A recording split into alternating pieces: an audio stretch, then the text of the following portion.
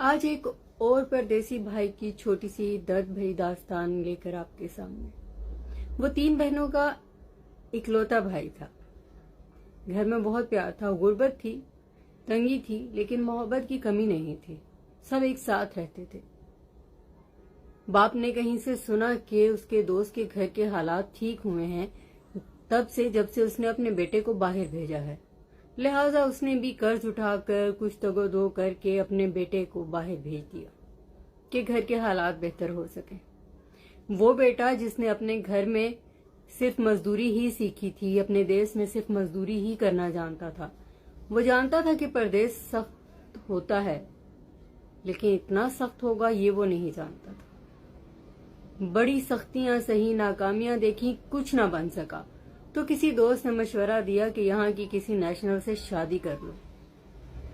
اس نے ایسا ہی کیا، وہاں کی نیشنل سے شادی کر لی۔ حالات بہتر ہوئے، بچے ہو گئے اور وہ بھی کچھ کمانے لگا، لیکن وہ تھا صرف بیوی پہ ڈیپینڈ کرتا۔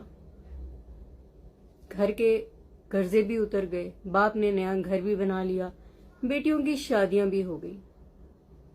کچھ عرصے بعد اپنے ملک واپس آیا، صرف ملنے کے لیے۔ تو گھر آ کر دیکھا تو گھر بڑا خوبصورت بن چکا تھا۔ وہ غربت والا ماحول نہیں تھا، لیکن نہ خوشی باپ کے چہرے پہ تھی اور نہ ہی ماں کے چہرے پہ۔ بہنیں اپنے اپنے گھروں میں خوشحال تھیں، لیکن عجیب سی درد بھری فضا تھی۔ وہ نہیں سمجھ پا رہا تھا کہ یہ درد کیوں ہے۔ اتنا سب کچھ تو یہاں میں بھیج چکا ہوں، بہت کچھ آ چکا ہے، قرض کوئی نہیں ہے، خوشحالی ہے، غربت ختم ہو چکی ہے، پھر بھی کسی آنکھ میں خوشی کیوں نہیں ہے۔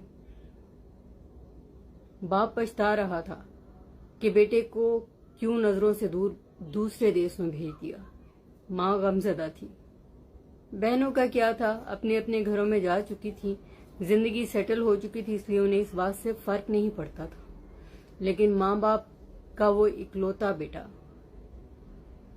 اس نے تکلیف کاٹی اور وہاں پر جا کر تکلیف نہ کاٹ سکا، محنت نہ کر سکا، شارٹ کٹ اختیار کر لیا۔